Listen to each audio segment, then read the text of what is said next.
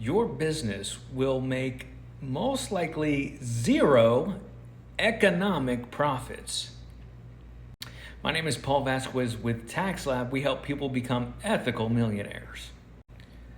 So, economic profits are different from accounting profits and different from tax profits as well. They're different ways of measuring the profitability of a business. And so economic profits are taking into account the whole of the economy, meaning that, or the more specifically, the market segment, the market that you're in. It measures how much more profitable you are than any other business in your industry, in your sector. Accounting profits measure how well your business is doing relative to its expenses. So you see the difference there? One, you're measuring the business against all other similar businesses in the market. The other one, you're measuring your profit based on how much your revenue exceeds your expenses. On the economy side, on the economic profit side, you're comparing that with all similar businesses who are also doing the same thing. And then profits, as far as taxes go, take into account even things like depreciation. Not that you wouldn't with your accounting profits, but accounting profits, you're really making sure that everybody gets paid a fair wage, you as the business owner as well, a fair amount of profit for the type of work that you're doing. So if you are not getting accounting profits, that means your business is failing. You're probably below the economic profits, and you're not probably paying yourself or taking into account different expenses that you should be. And then, of course, the tax profits, we're taking into account depreciation and any other type of tax strategies that might be available to you on how to count expenses, how to count profits, and any additional discounts you may get, like the QBI, Qualified Business Income Deduction, that's out there. So that can kind of reduce your taxes, right? And what you're being taxed on. So most of you are going to be operating at zero economic profits. And what does that mean? That means that when you take the market as a whole, if you're in a competitive market, so if there are a lot of other people that are doing the same type of work that you're doing, it's called a competitive market. And so unless you can make what you do uncompetitive, meaning that you're able to bring something to, we talk about competitive advantage, right? What separates you from the pack. But without a competitive advantage or some type of barrier to entry to your industry, it's gonna be a very competitive market, meaning that when somebody finds a way to bring it to the market cheaper, they put downward pressure on prices. They're gonna bring the price to the consumer down. And so in order for others to stay in the market, to maintain their market share, they've got to innovate in an equal measurable amount.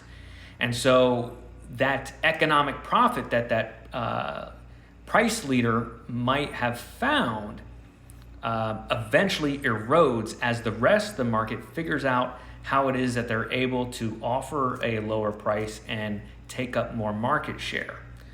Okay, this sounds like a lot of talk, right? But what it comes down to is that if you are undercutting your competition and able to get more market share, then it's most likely the case that you're going to run yourself out of business, because you're probably haven't been in the industry as long as they have, or everybody else in comparison. And so you may not be taking into account some of the costs and you may get blindsided by them later. I've seen the majority of small business owners, especially when they start off, do this with taxes. They don't take into account the taxes that they'll have to owe later because they're not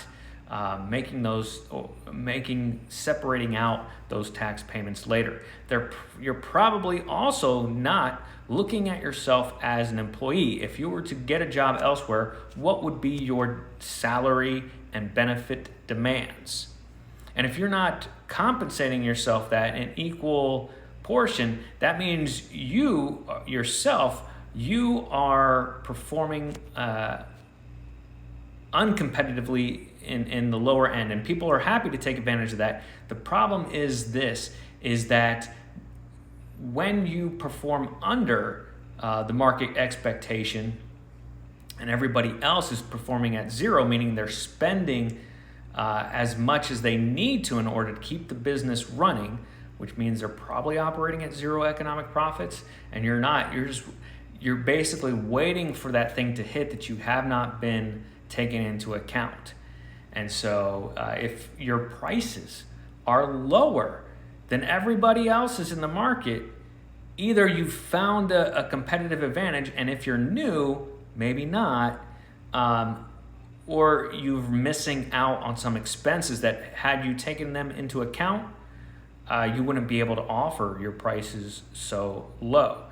Now, if you have a lot of money that you're using to start up with and fund those beginning months, then it's basically you're giving that money away to offer your product or service at below market price. And a lot of you are basically doing that with your salary because you're probably in the beginning not taking a salary and not doing that. And most of the time when you're a new business, what you should be doing is not trying to offer your product or service at a lower price, but offer it at a fair price, and then try to figure out what the rest of the market has already known and why they're offering it at that price. What do their costs look like? A great way of doing this is to, before you go out in business for yourself, maybe work for somebody else in the same industry. Maybe learn that trade, that business better. And maybe at some point you might say, hey, maybe I don't want the hassle and the risk associated with being the business owner. Maybe I'm fine just getting paid to do my job and paid well enough to where I'm happy. Some of you may find that you're content doing that, which is just fine, which is just great. But it's a smarter path to first learn from somebody else, get some industry or very proximal industry experience, try to understand the business from the top down. That way, if and when you decide it's your turn to go out there and give it a shot, you've had that chance to understand the costs and what it takes to actually run that business. And maybe you do find a better way of doing it.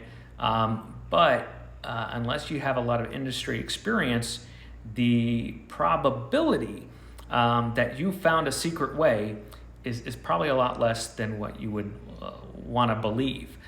So that's a little bit of a warning to you. Most likely, even when you find that competitive advantage, it's going to get out sooner or later. Maybe not, maybe in the next 10, 15, 20 years, maybe by the time you are done and want to retire, that secret may get out. And then once again, the market is performing at zero economic profits because everybody's found a way to bring either a higher quality service or a better price to the market.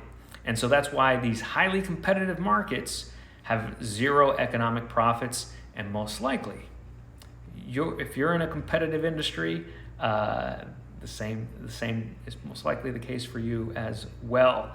But you still can make those accounting profits, so think about that.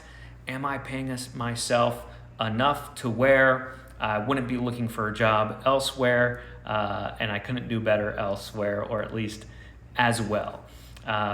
Anyways, if you want a tax plan that's geared to you, Lab.tax, click on Advisory Services for your free 15-minute introductory phone call, and I wish you guys all the success.